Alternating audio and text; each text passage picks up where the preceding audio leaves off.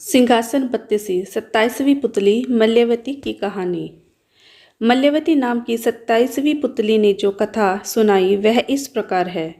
विक्रमादित्य बड़े यशस्वी और प्रतापी राजा थे और राजकाज चलाने में उनका कोई मुकाबला नहीं कर सकता था। वीरता और विद्वान का अद्भुत संगम थे। उनके शस्त्र ज्ञान और शास्त्र ज्ञान की कोई सीमा नहीं थी।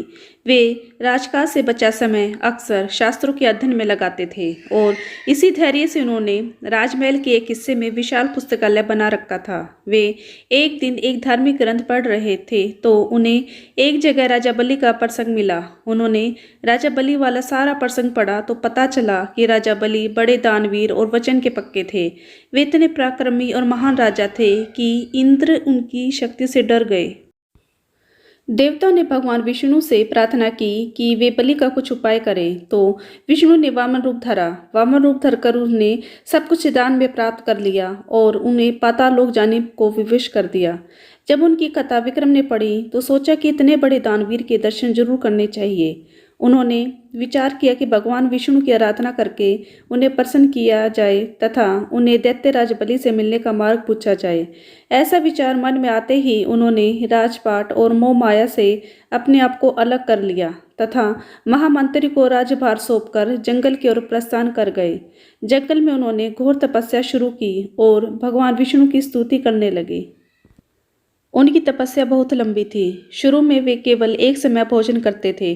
कुछ दिनों बाद उन्होंने वह भी त्याग दिया तथा फल और कंदमूल आदि खाकर रहने लगे।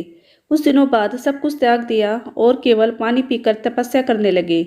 इतनी कठोर तपस्या से वे बहुत कमजोर हो गए और साधारण रूप से उठने बैठने में भी उन्हें काफ़ी मुश्किलें होने लगी। धीरे धीरे उनके तपस्या स्थल के पास और भी बहुत सारे तपस्वी आ गए। कोई एक पैर पर खड़ा होकर तपस्या करने लगा तो कोई एक हाथ उठाकर, कोई कांटों पर लेटकर तपस्या में लीन हो गया तो कोई गर्दन तक बालों में धंसकर। चारों ओर सिर्फ ईश्वर नाम की चर्चा होने लगी और पवित्र वातावरण तैयार हो गया। विक्रम ने कुछ समय बाद जल भी लेना छोड़ दिया और बिल्कुल निराहार तपस्या करने लगे। अब उनका शरीर और भी कमजोर हो गया और सिर्फ हड्डियों का ढांचा नजर आने लगा। कोई देखता तो दया आ जाती, मगर राजा विक्रमादित्य को कोई चिंता नहीं थी। विष्णु की आराधना करते करते यदि उनके प्राण निकल जाते तो सीधे स्वर्ग जाते और यदि विष्णु के दर्शन हो जाते तो दैत्यराज बलि से मिलने का मार्ग प्रशस्त होता।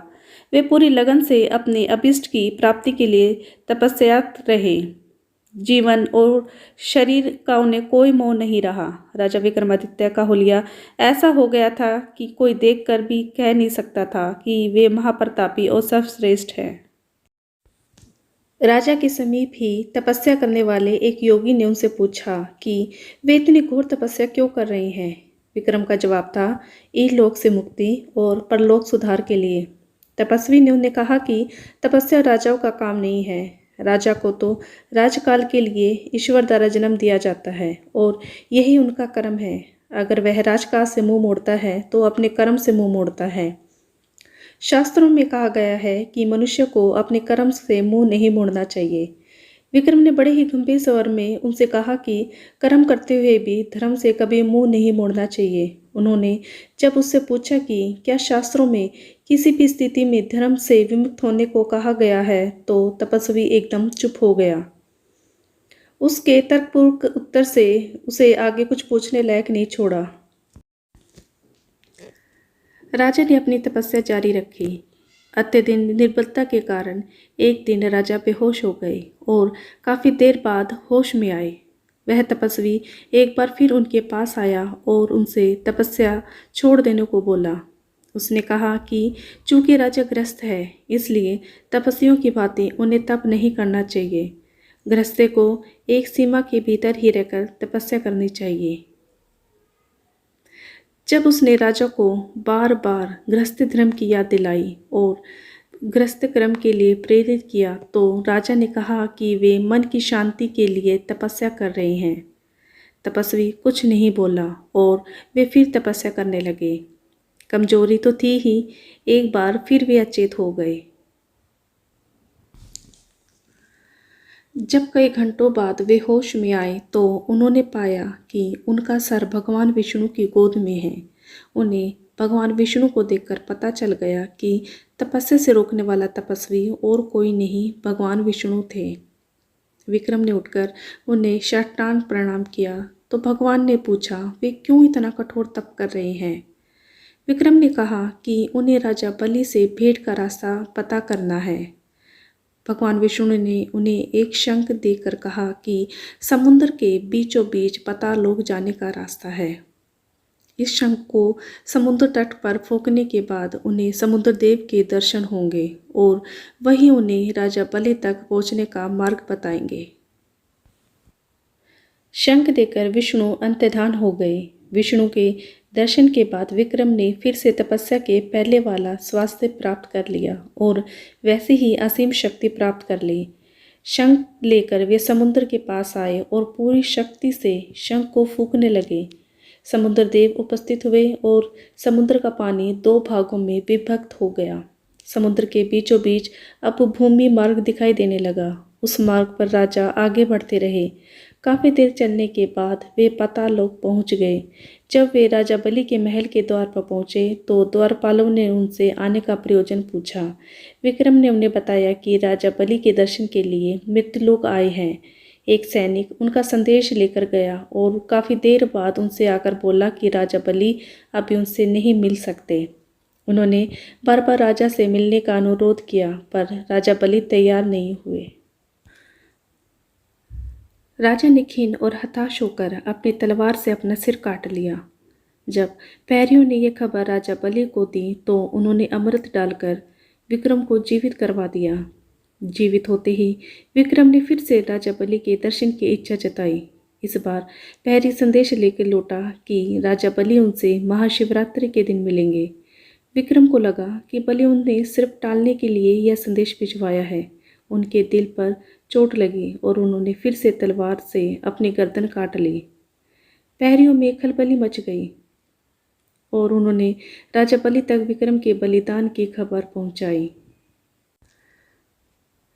राजा बलि समझ गए कि वह व्यक्ति दृढ़ निश्चयी है और बिना भेंट किए जाने वाला नहीं है। उन्होंने फिर से नौकर द्वारा अमृत भिजवाया और उनके लिए संदेश भिजवाया कि भेंट के लिए वो राजी हैं। नौकरों ने अमृत छिड़ककर उन्हें जीवित किया तथा महल में चलकर बलि से भेंट करने को कहा। जब वे राजा बलि से मिले तो राजा बलि ने उनसे इतना कष्ट उठाकर आने का कारण पूछा। विक्रम ने कहा कि धार्मिक ग्रंथों में उनके बारे में बहुत कुछ वर्णित है तथा उनकी दानवीरता और त्याग की चर्चा सर्वत्र होती है, इसलिए वे उनसे मिलने के उत्सुक थे। राजा बलि उनसे बहुत प्रसन्न हुए तथा विक्रम को एक लाल मूंगा उपहार में दिया और बोले कि वह मूंगा मांगने पर हर वस्तु दे सकता है। मूंगे के बल पर हर असंभव कार्य भी संभव हो सकते हैं। विक्रम राजा बलि से विदा लेकर प्रसन्नचित होकर मृत्युलोक की ओर लौट चले। पाताल लोक के प्रवेश द्वार के बाहर फिर से वही अनंत गहराई वाला समुद्र बह रहा था। उन्होंने भगवान विष्णु का दिया हुआ शंख फूंका तो समुद्र फिर से 2 भागों में बट गया और उसके बीचों बीच वही भूमि वाला मार्ग प्रकट हो गया। उस भूमि मार्ग पर चलकर वे समुद्र तट तक पहुंच गए। वह मार्ग गायब हो गया तथा समुद्र फिर से पूर्वोत्तर होकर बहने लगा। वे अपने राज्य की ओर चल पड़े। रास्ते में उन्हें एक स्त्री विलाप करती मिली। उसके बाल बिखरे हुए थे और चेहरे पर गहरे विषाद के भाव थे। पास आने पर पता चला कि उसके पति की मृत्यु हो गई है और अब वह बिल्कुल बेसहारा है। विक्रम का दिल उसके दुख को देखकर पसीज सा गया तथा उन्होंने उसे सांत्वना दी। बलि वाले मूंगे से उसके लिए जीवन दान मांगा। उनका बोलना था कि उस विधवा का मृत पति ऐसे उठकर बैठ गया मानो गहरी नींद से जागा हो। स्त्री की आनंद की सीमा नहीं रही।